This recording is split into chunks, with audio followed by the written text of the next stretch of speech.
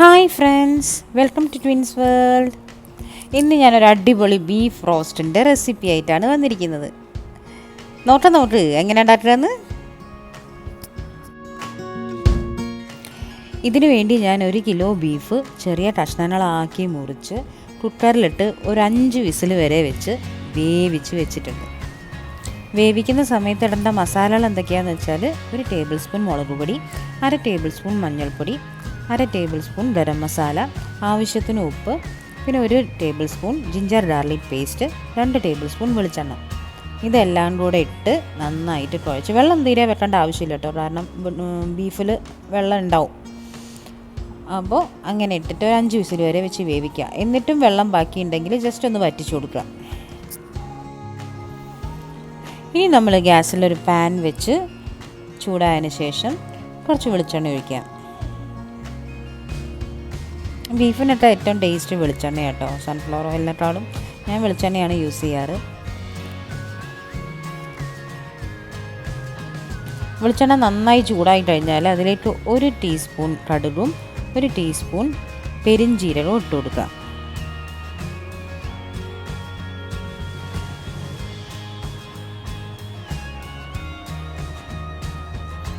കുറച്ച് കറിവേപ്പില,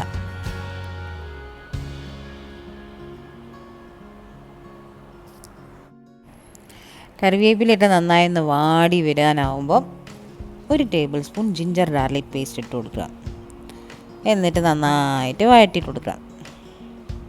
നല്ലൊരു സ്മെല്ല് വരും കേട്ടോ. ശരിക്കും ഈ വെളിച്ചെണ്ണ ഈ വറവട്ടിട്ട് അതിൻ്റെ കൂടെ കറിവേപ്പിലയും ജിഞ്ചർ ഗാർലിക് പേസ്റ്റൊക്കെ, ജിഞ്ചർ ഗാർലിക് പേസ്റ്റായിട്ട് വേണമെന്നില്ല, ചതച്ചാൽ മതി. ഞാൻ പേസ്റ്റ് എന്ന് പറഞ്ഞിട്ടേ ഉള്ളൂ. ഇഞ്ചിയും വെളുത്തുള്ളിയും കൂടെ ഒന്ന് ചതച്ച് ഇട്ടാൽ നല്ലൊരു മണമായിരിക്കും. അതിൻ്റെ കൂടെ ഇനിയിപ്പോൾ പച്ചമുളക്, ഒരു 4 പച്ചമുളക് ചീന്തിയത് ഇടുക. അതിൻ്റെ എല്ലാം ഒന്ന് വഴറ്റി കൊടുക്കുക. അതിൻ്റെ ആ ഇഞ്ചിൻ്റെയും വെളുത്തുള്ളീൻ്റെയും നല്ലൊരു മണമൊക്കെ വരുന്ന സമയത്ത് ഇനി നമ്മൾ ഒരു 4 മീഡിയം സൈസ് സവാള, അതായത് വലിയ ഉള്ളി ചെറുതായിട്ട് മുറിച്ച് വെച്ചിരുന്നു, അതാണ് ഇട്ട് കൊടുക്കുക.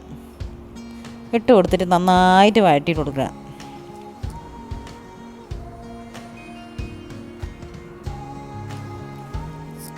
ഉള്ളി നന്നായിട്ട് വാടി വരണം കേട്ടോ. അപ്പോൾ കുറച്ച് സമയം എടുക്കും, എന്തായാലും കുറച്ച് സമയമെടുത്ത് ചെയ്യേണ്ട ഒരു കാര്യമാണിത്. അപ്പോൾ നന്നായിട്ട് നല്ല ക്ഷമയോട് കൂടിയിട്ട് കുറേ നേരിട്ട് വഴറ്റി കൊടുക്കുക. ജസ്റ്റ് ഒന്ന് മൂടി വെക്കുക. ഇതിൻ്റെ ഇടയ്ക്ക് പിന്നെയും ഇളക്കി കൊടുക്കുക തുറന്നിട്ട്. ബീഫിൻ്റെ റെസിപ്പി ഞാൻ 2ാമത്തെ പ്രാവശ്യം ഇടുന്നത്. ഇതിൻ്റെ മുന്നേ ഞാൻ ഒരിക്കലൊരു ബീഫ് ഫ്രൈൻ്റെ റെസിപ്പി ഇട്ടിരുന്നു. അതെനിക്ക് തോന്നുന്നു കുറേ മുന്നെയാണ്, ചാനൽ തുടങ്ങിയ ആ സമയത്ത് തന്നെയാണ് ഇട്ടത്. പക്ഷെ അതുപോലെ ഉള്ളിയൊന്നും വഴറ്റിയിട്ടല്ലായിരുന്നു, വേറെ രീതിയിലായിരുന്നു, ഡ്രൈ ഫ്രൈ ആയിരുന്നു അത്. അപ്പോൾ നമ്മളെ ഉള്ളി ഏകദേശം നന്നായി വാടി വന്നിട്ടുണ്ട്. ഇനി നമുക്ക് ഇതിലേക്ക് പൊടികളൊക്കെ ഇടണം.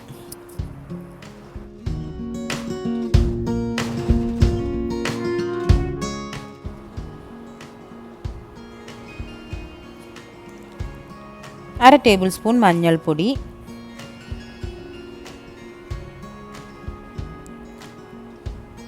1/4 ടേബിൾ സ്പൂൺ മുളക് പൊടി,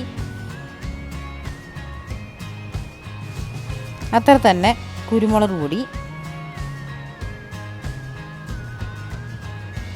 1 ടേബിൾ സ്പൂൺ മല്ലിപ്പൊടി,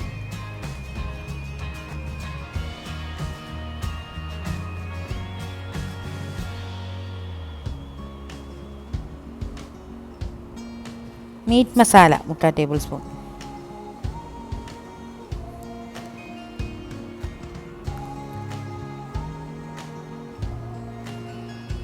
പിന്നെ ഗരം മസാല 1/2 ടേബിൾ സ്പൂൺ. പിന്നെ ആവശ്യത്തിന് ഉപ്പ് ഇടുക കേട്ടോ. ഉപ്പ് ശ്രദ്ധിച്ചിടണം, കാരണം നമ്മൾ ബീഫ് വേവിച്ച് വെച്ചത് ഈ പൊടികളൊക്കെ ഇട്ടിട്ടാണ്. അപ്പോൾ അതിനനുസരിച്ചിട്ട് നിങ്ങൾക്ക് എരിവിൻ്റെ അനുസരിച്ചിട്ട് കൂട്ടിയും കുറച്ചും ഒക്കെ ഇടാം കേട്ടോ. ഉപ്പാണ് പ്രത്യേകം ഒന്ന് ശ്രദ്ധിക്കേണ്ടത്. ഉപ്പ് കൂടി പോയാൽ പിന്നെ ഒന്നും ചെയ്യാൻ പറ്റില്ല. എരിവ് എന്ത് കൂടിയാലും വലിയ കുഴപ്പമുണ്ടാവില്ല, എന്നാലും ഉപ്പ് കൂടി പോകരുത്. കുറഞ്ഞാലും കുഴപ്പമില്ല, കൂടി പോകരുത്.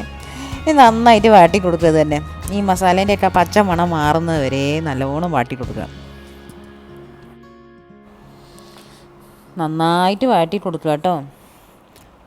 ഇത് പെട്ടെന്ന് നമുക്ക് ഗ്യാസിൻ്റെ ഫ്ലെയിമൊക്കെ കൂട്ടി വെച്ച് വേഗം വഴറ്റാമെന്ന് വിചാരിച്ചാൽ നടക്കണ കാര്യമല്ല. സിമ്മാക്കി വെച്ചിട്ട് ക്ഷമയോട് കൂടിയിട്ട് കുറേ സമയമെടുത്ത് ചെയ്യേണ്ട ഒരു പരിപാടിയാണ്.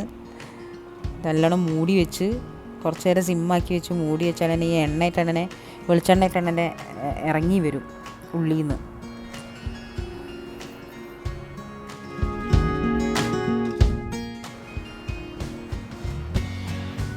അപ്പം നല്ലോണം വാടി വന്നിട്ടുണ്ട്. ഇനി നമുക്ക് ബീഫ് ഇതിലേട്ടിടണം. വേവിച്ച് വെച്ച ബീഫ് ഇതിലേട്ടിടുക. എന്നിട്ട് ഫുള്ളൊന്ന് മിക്സ് ചെയ്ത് കൊടുക്കുക. നന്നായിട്ട് വഴറ്റി കൊടുക്കുക.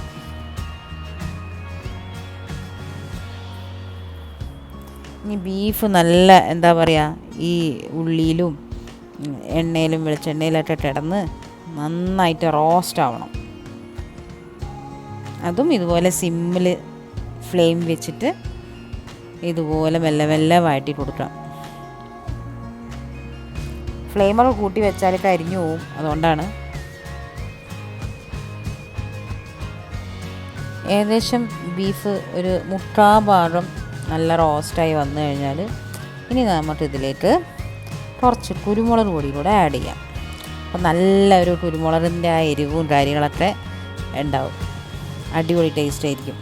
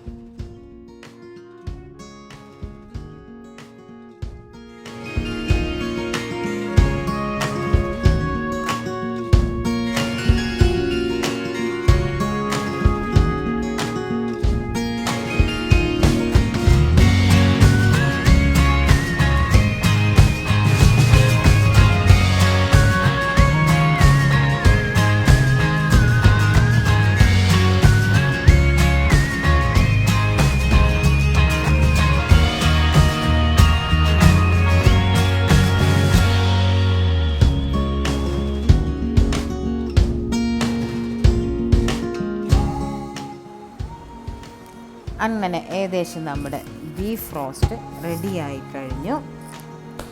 ഇനി കുറച്ച് കറിവേപ്പിലയും കൂടെ ഇട്ടാൽ മതി. പിന്നെ അതിൻ്റെ കൂടെ ഒരു നുള്ള് ഗരം മസാല. ഇനി ഗ്യാസ് ഓഫ് ചെയ്യാം. നമ്മളെ ബീഫ് റോസ്റ്റ്, അടിപൊളി ബീഫ് റോസ്റ്റ് റെഡി ആയി കഴിഞ്ഞു. അപ്പോൾ എല്ലാവരും വീട്ടിലുണ്ടാക്കി നോക്കുക. നല്ല അടിപൊളി ടേസ്റ്റാണ്. ചോറിനും ചപ്പാത്തിക്കും ഇതിൻ്റെ കൂടെ വേണമെങ്കിലും കഴിക്കാം. അപ്പോൾ എൻ്റെ ബീഫ് റോസ്റ്റിൻ്റെ റെസിപ്പി ഇഷ്ടപ്പെട്ടാൽ വീട്ടിലുണ്ടാക്കി നോക്കി എങ്ങനെ ഉണ്ടായിരുന്നു എന്ന് കമൻറ്റ് ചെയ്യണം കേട്ടോ. അപ്പോൾ എൻ്റെ വീഡിയോ ഇഷ്ടപ്പെട്ടെന്ന് വിചാരിക്കുന്നു. എല്ലാ പ്രാവശ്യവും പറയും പോലെ ലൈക്ക് ചെയ്യണം, കമൻറ്റ് ചെയ്യണം. സബ്സ്ക്രൈബ് ചെയ്യാത്ത ആരെങ്കിലും ഉണ്ടെങ്കിൽ സബ്സ്ക്രൈബ് ചെയ്യണം. ഓക്കെ, അപ്പോൾ ഇനി അടുത്ത ഒരു വീഡിയോ വരുന്നവരെ ബൈ.